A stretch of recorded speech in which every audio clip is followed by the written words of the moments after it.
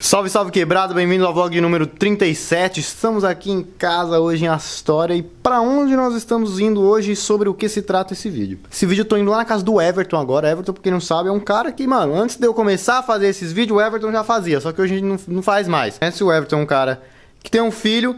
E eu pensei, pô, tem bastante gente que tem filho e que quer saber disso, né? Só que como eu não tenho filho e como eu mostro minha vida e eu não tenho filho, eu não posso ajudar essas pessoas. Mas eu posso contar a história do Everton e tá ajudando vocês aqui no meu canal. Então vamos lá, vou lá na casa do Everton hoje e eles vão contar a você como foi um pouco das experiências em relação ao hospital, à escola, à educação e como que o filho dele reage, como que é o contato, assim, num país estrangeiro. Vamos lá, vou pegar o metrôzão e vamos trocar essa ideia com o Everton, né? Ó quem tá aqui. E aí, Léo Xingu? Suavidade? Sair por essa Manhattan aí que nem louco. É nóis, rapaziada. Acompanha esse vídeo que vai estar da hora, hein?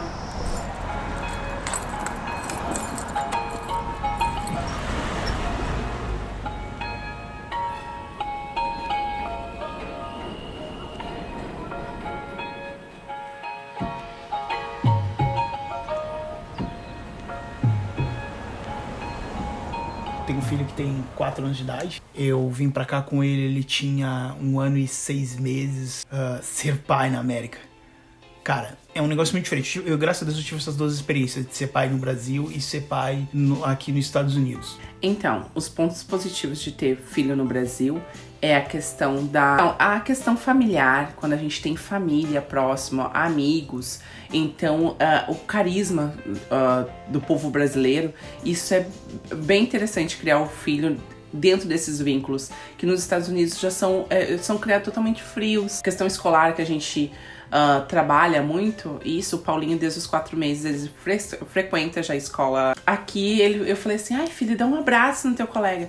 Não, mãe, a professora disse que não pode abraçar. E no Brasil não, era uma coisa super normal, beijo, abraço, carinho. E aqui não tem isso, não pode. A professora também não se aproxima muito, não dá muito carinho. Então, isso pra nós é uma coisa que conta bastante. E a questão da família, por não ter os avós, não ter os tios, as primas, tudo isso. E até mesmo os nossos amigos, né, que me viu grávida, torceu por nós, enfim.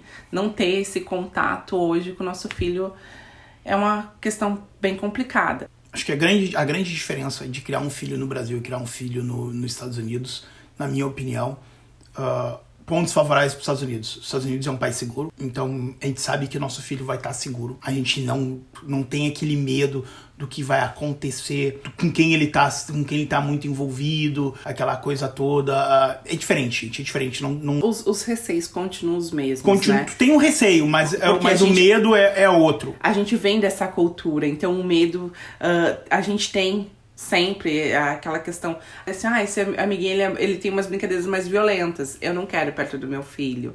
E no Brasil a gente sabia que isso ia estar dia a dia, a gente não iria conseguir evitar. É muito diferente, né, cara? Meu filho, ele já fala inglês super bem, português ele fala bem, ele tem alguma coisa que ele não consegue em português, que daí ele fala inglês pra ti, mas ele consegue se expressar. Mistura, né? Ele mistura. Ele faz um mix, então. Isso. Mas ele mistura ali, mas naquela mistura que a gente consegue, ele consegue se fazer entender, que é o importante. Então o inglês dele é muito bom, o português dele tá melhorando no dia a dia. Como é que é o nome disso aqui em inglês?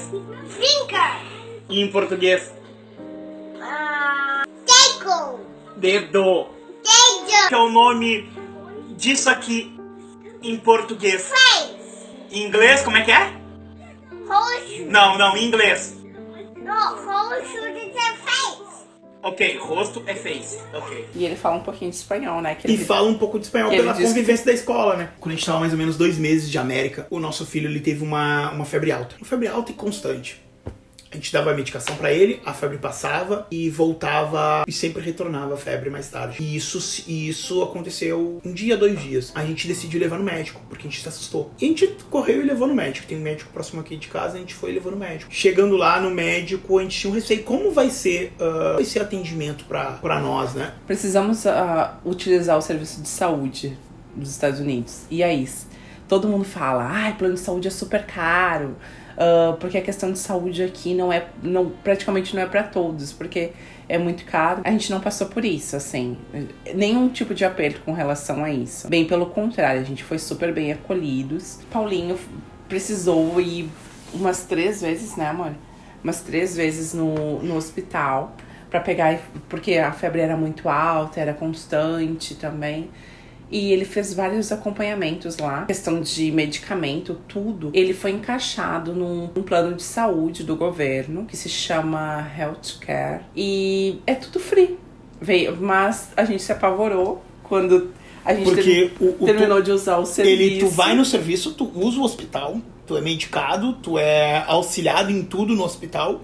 Não negam, né? Não negam nada. Não negam atendimento. Só que depois disso veio uma carta de cobrança do hospital. E quando chegou essa carta de cobrança, veio num valor de $9.000. 9 e pouco. 9.900 e alguma coisa de cobrança. E bateu o desespero, assim, porque a gente não sabia o que fazer naquela época. Nossa, eu trabalhava na época como dishwasher. E eu não trabalhava. E a Dani não trabalhava. Isso com 2 meses de América, 3 meses de América. Isso levou a gente um pavor. Como a gente vai fazer? E pensando assim, tem que pagar essa conta, Deus o livre agora. Aí eu peguei, fui no hospital. Fui no hospital. E conversei com o serviço financeiro. E eles perguntaram tudo. Você trabalha? Você tem social security? Como é que funciona e tal? Eu disse, não, olha, faz 2 meses que eu cheguei aqui agora. E meu filho precisou dos serviços e eu não trabalho. E meu marido, assim, tá se encaixando ainda, né? Aí eles falaram, então tu não tem renda, não tem como comprovar e tal. Me traz um comprovante de residência e os documentos da criança, que é o passaporte, o nome. E eu sei que ele falou assim, olha, então como tu não tem renda, tu vai pagar apenas $90 em 6 vezes, $15 por mês. Conta assim, foi eliminada totalmente da nossa vida. Eu disse, não, eu não preciso pagar em 6 vezes também, né? Então pagamos os $90 apenas. Dos 9.900 se tornou $90 parcelado. Pra quem acha que não tem direito à saúde. Todas as crianças, elas podem e devem ir no serviço de saúde, procurar o serviço de saúde, que elas vão ser atendidas normalmente. A questão das vacinas, dentista, especialidades, tudo isso. Porque dentro do próprio hospital eu fui instruída a aplicar para esse plano de saúde do governo, que se chama um seguro médico, né, aqui. E meu filho tem todos os serviços. No entanto, até essa semana eu levei ele no dentista. Então tem alguns serviços, dentre outros, assim, olha, vocês vão ter que contribuir com 50%. Aí um exemplo, tem que pagar $200, a gente paga 100. Mas super vale, tipo, serviço bom, de qualidade, tem acompanhamento. E as vacinas, isso é muito legal, eles traduziram todo o livro de vacinas. Tragam do Brasil o livro de vacinas, se ele estudou, traz os documentos que ele estudou. E eles traduzem tudo, e até fica no histórico lá da pediatra, que geralmente ele vai consultar com a mesma equipe de pediatras. Então isso é bem interessante. E a questão, por muita gente não falar inglês, tem um receio de como vai ser esse atendimento sem falar inglês. E aí, a gente precisa ir num médico e não falar o idioma. Como funciona 2 meses de América, o verbo to be apenas. E aí, a gente falou, I'm sorry, I don't speak English very well. I need help.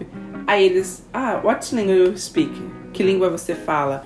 Português. E no mesmo momento eles têm uma central que eles chamam e colocam o atendimento na tua língua, que para facilitar toda a comunicação. Então, tudo por telefone. A gente colocar um telefone, um atendimento, ela pega, liga para uma central, por telefone, vão falar a tua língua. Bota no viva voz e falar a tua língua. Então, muito bom. E isso é tranquilo, é só tu falar pra eles. Eles mesmos vão disponibilizar isso, vão te falar pra te fazer isso. Que eles vão te perguntando se tu tá entendendo. Se tu tá entendendo. Daqui a pouco, se tu acha assim, não, eu quero um atendimento desde o início no meu idioma, pode dizer, desculpa, olha, eu não falo teu idioma, eu falo tal idioma e eu preciso de ajuda. Então, eles vão colocar um tradutor via telefone. Já aconteceu de dentro do próprio hospital ter uma pessoa que fala o meu idioma e ela traduzia ali tete a tete, foi muito bom. Primeiro, estude pra onde você vai, estude bem a região que você vai, se vai pro Queens, se vai pro Brooklyn,